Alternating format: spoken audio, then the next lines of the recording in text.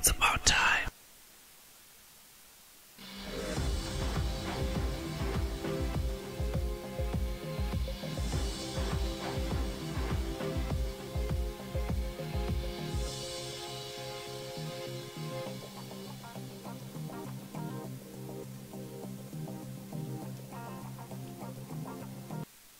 Nkhani mwatsaranetsarani ndipo mune ndine yankho SEUNDA koma kuyamba nayo mitu yake. Wachiwiri kwa governor wa Reserve Bank ya Malawi Henry Matsanga wasiya ntchito.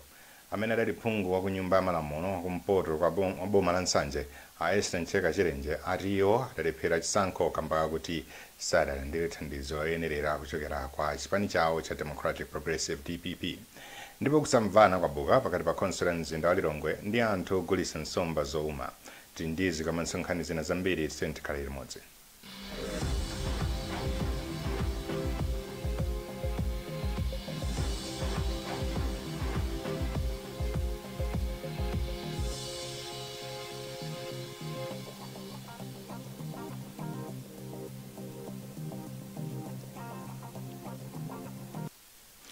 Wachiwiri kwa governor ya Reserve Bank ya Malawi Henry Matsanga wasiya ntchito atagwira kwa zaka 37. Mukalata imene iwo alembera ofesi ya mtsogoleri wa dziko lino ndi nduna komanso banki ya Reserve. Matsanga ati iwo asiya ntchitoyi chifukwa akuona kuti banki idawachosakale ntchito. Eric Nsikiti walemba report imene wawerenga ndi Jameson Chauluka. Mkalatayi Matsanga akudandaula kuti banki ya Reserve inawatumiza kutchuthi chokakamiza simawayitana mikumano ya akuluakulu a banki, mikumano ya bodi komanso kuti simawapatsa zimene amenera kulandira mwa zina. Iwo akudandaulanso ndi ganizo la Reserve Bank kuchepetsa ndalama zawo zapamwezi opanda kuwafunsa.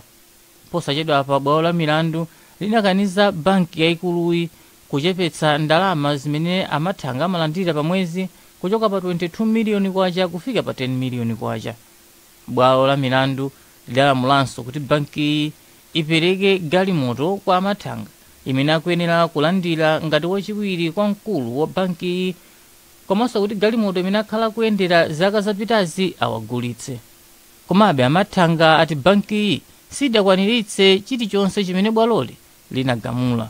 Mneneri wa banki aoneni nkuna atafunsidwa za nkhani adakana kuyankhulapo. Komabe posachedwa pa ankuna adauza Times kuti banki ya Reserve idalisa dapange chiganizo ngati nkoyenera kuchita apilu chiganizo cha bwaloli kapenayi. Amene adali phungu wa kunyumba ya malamulo kwa kumpoto kwa boma la Nsanje MCHEKA CHILENJE ati iwo adalephera chisankho mwa zifukwa zina kamba kuti sadalandire thandizo loyenerera kuchokera kwa chipani chawo cha Democratic Progressive DPP. MCHEKA CHILENJE adalephera chisankhochi atigonja kwa MZUZU a chipani cha Malawi Congress Party MCP. Isaac Salima ali ndi zambiri. MCHEKA CHILENJE amene adakhalapo wachiwiri kwa spikala wa nyumba ya malamulo adati sadalandire thandizo lokwanira kuchokera ku chipani chawo kuyerekeza ndi amene amapikisana naye kwambiri achizuzu. Iwo adati chipani cha MCP mwachisanzo chidabwera kuzakhazikika ndera lawo pamene chipani cha DPP chidawasira iwo okha kuti azimenyere nkhondo. It was like a competition between an individual and the whole party. Chizuzu sana pangeka campaign. Ine mapanga ndeka campaign. Chizuzu amapanga nda MCP. The whole camp MCP came to my constituency and the camp and ditched a lot of money. Mutakuona kuti even the gap ndiyo chepo kwambiri. But now they support. Maona kuti mapanga ndeka campaign and tunakwenda last week. Achizuzu adapeza mavoti 9,866 pamene MCHEKA CHILENJE adapeza mavoti 8,081. MCHEKA CHILENJE amene akhala phungu wa derali kwa zaka 12 adati pachisankhochi padali zolakwika zina koma sachitapo kanthu ndipo angozisiya. Chipani cha DPP chataya mipando itatu pachisankho cha paderachi kuphatikizapo mpando wapakati m'boma la Nsanje kumene a Francis Kasaira adagonja kwa Kafandikale Mandevana, pamene kumpoto kwa boma la Kalonga kumene phungu wake adali a James Kamwambi achipanichi mpandowu wapita kwa a Felix Kantwafi Kaira achipani cha UTM, ndipo akasaira sadapezeke palanyawo kuti athirepo ndemanga pa zakugonja kwawoku.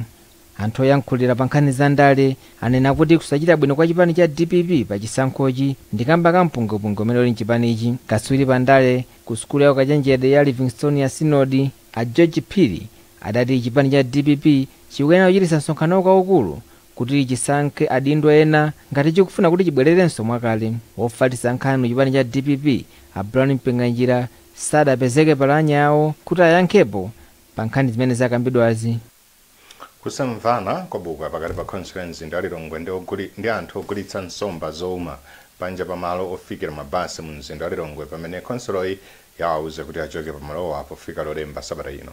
Malingana ndi kalata imene khonsoloyi yalembera amalondawa, khonsoloyi ikufuna malowa akhale oyimapo galimoto. Koma ogulitsa nsombawa ati iwo sachoka malopa. Matthews Kasanda walemba ripoti ili.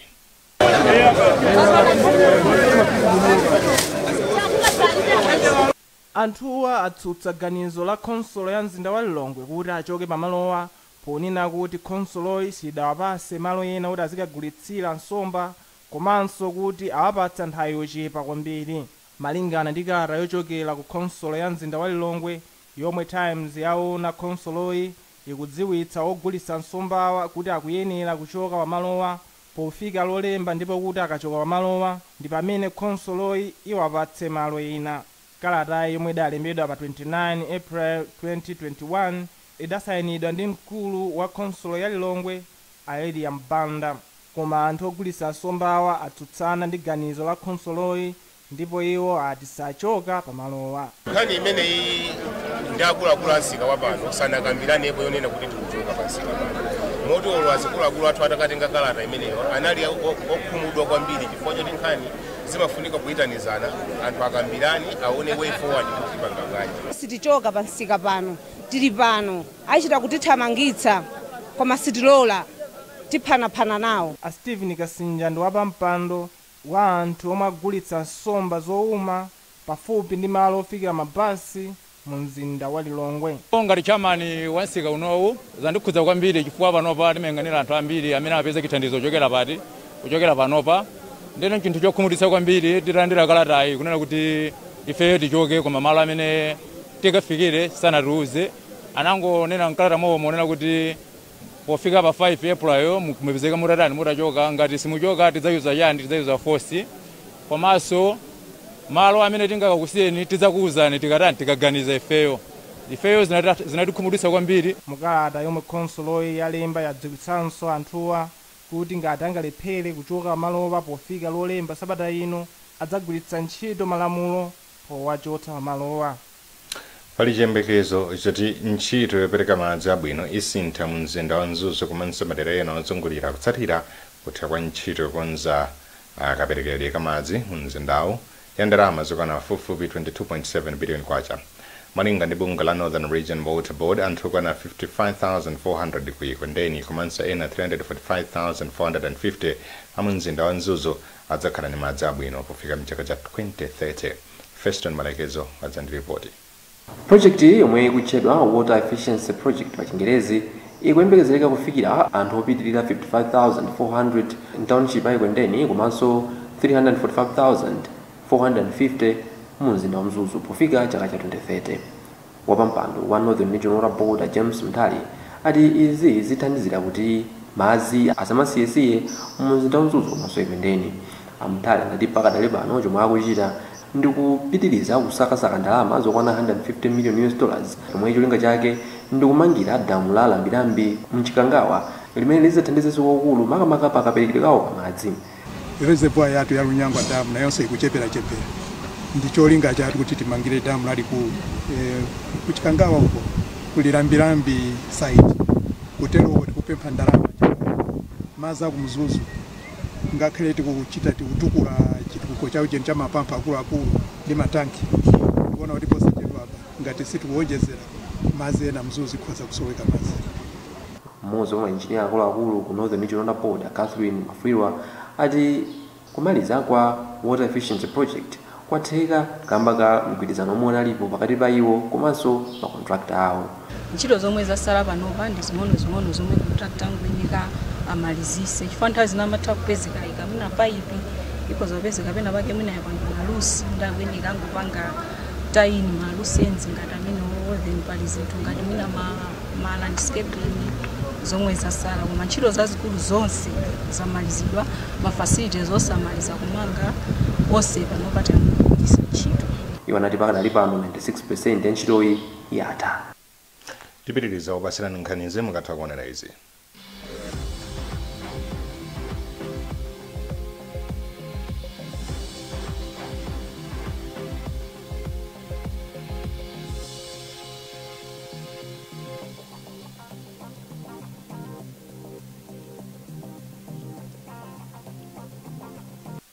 Kuwina double. Ikani ndalama yoyambira 50,000 kwacha ku fixed deposit account ya finka kwa miyezi yosachepera itatu ndi kupeza mwayi wowina ndalama. Uku mukulandira chiwongola dzanja chochuluka. Mutha kulandiriratu chiwongola dzanja pa nthawi yomwe mukuyika ndalama, komanso mukayika ndalama yambiri mwayi wanu udzakula mu mpikisano wa double womwe mphoto yayikulu ndi 500,000 kwacha. Pali mphoto zina monga 250,000 kwacha, 200,000 kwacha ndi 150,000 kwacha kwa anthu atatu mwezi uliwonse. Mpikisanowu ulipo mpaka pa 31 May 2021. Malamulo a mpikisano adzatsatidwa. Finka, building tomorrow together.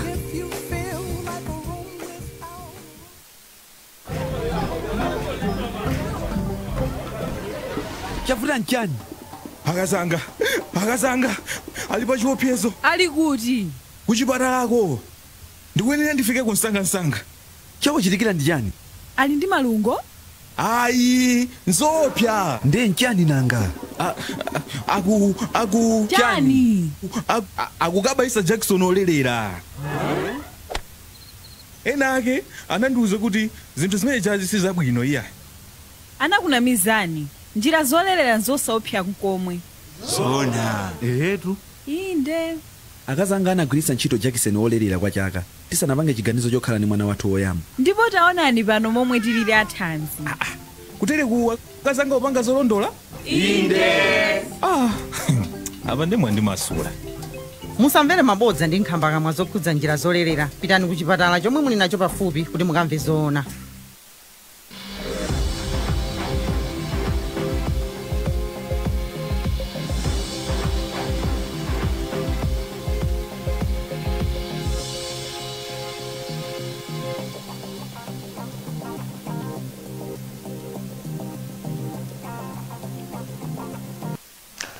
Bungwe la Teachers Union of Malawi likuyembekezeka kulengeza ngati aphunzitsi apitirire ndi ganizo loyamba unyanyala ntchito kapena ayi.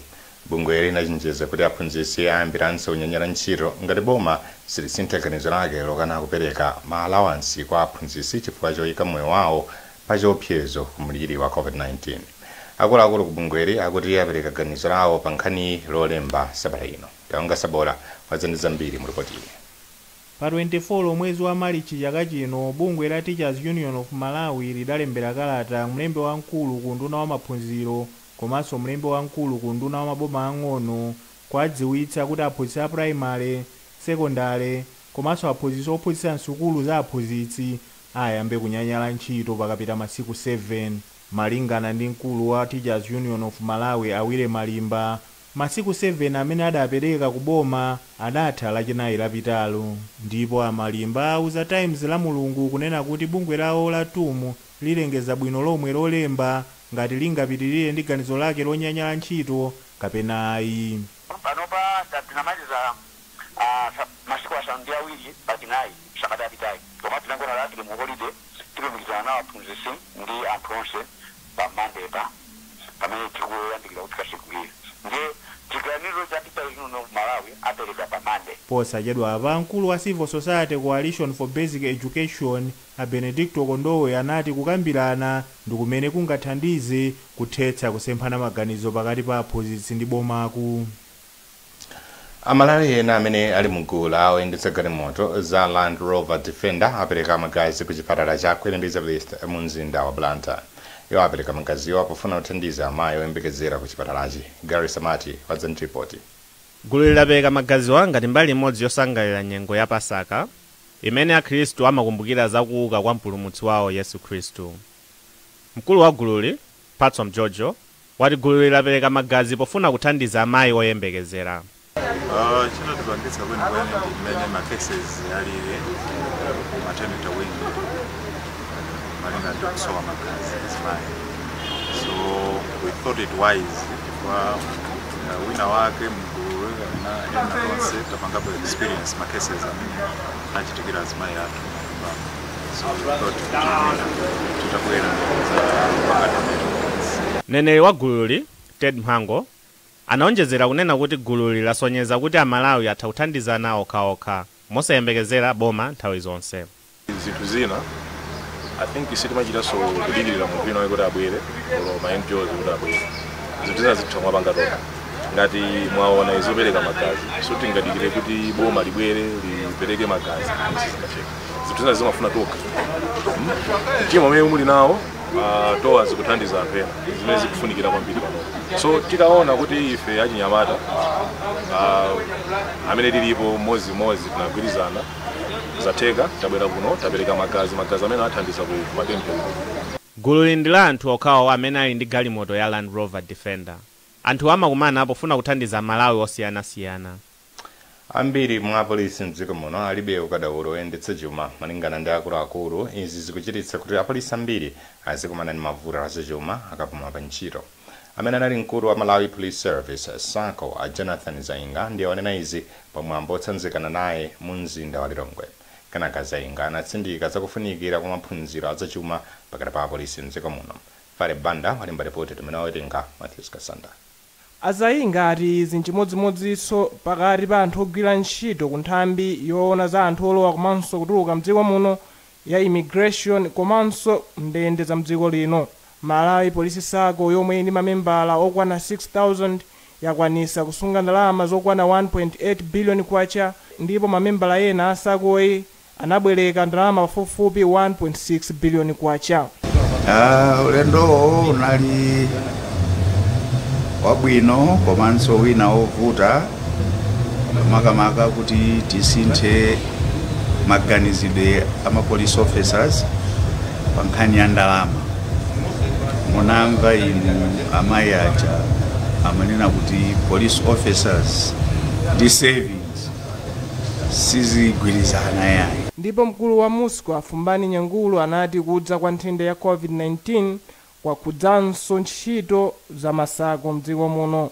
Koma zomwe tingafotokoze ndizonena kuti mavutowa akhudzabe ndithu mmene timagwirira ntchito nthawi zonse, chifukwa nkutheka kuti membala anakongola ku SACO kuyika business jamwina sikuyenda bwino chifukwa cha matenda. Ndipo wachiwiri wa wamkulu wa polisi mdziko muno Amelini Yolamu anayamikira Zainga kamba kopititsa patsogolo ntchito za Malawi Police SACO. Ndi amene anali woyang'anira SACO ya Malawi Police Service kuyambira nthawi imene nayamba mpaka napano. Ndiye kuti amenewa ndi amene apangitsa kuyambira amene timayamba mmene yakulira kufika lero, iwowa ndi amene apangapo zamphamvu kapena za nzeru. Pakadali pano bungwe la Malawi Police SACO lini mamembala pafupifupi 6,000 kuchokera pa 1,000 zaka pafupifupi zisanu zapitazo. Nkhani zathu zomwezi kumatisana siyene na nsomero yake wachiwiri kwa Governor wa Reserve Bank ya Malawi ya Henry Matanga wasiya ntchito. Amene adali phungu wa ku nyumba ya malamulo wa kumpoto kwa boma la Nsanja SIDAWATHANDIZE CHILENJE aliyo adalephera chisankho mwazifukwa zina kamba kuti sadalandire thandizo loyenera kuchoka ku chipani chawo cha Democratic Progressive DPP. Ndipo kusamvana kwabuka pakati pa khonsolo mzinda wa Lilongwe ndi anthu ogulitsa nsomba zowuma. Kumbukirani kuti mutha kupeza nkhanizi ndi zina zambiri pa makina internet pa www.times.mw, pa Facebook pa tsamba la Times 360 Malawi, komanso pa Twitter @Times 360 Malawi. Chonde sambani m'manja pafupi khalani motalikirana ndi anzanu komanso valani mamasiki nthawi zonse kuti muziteteze ku COVID-19. Muna ndine YANKHO SEUNDA.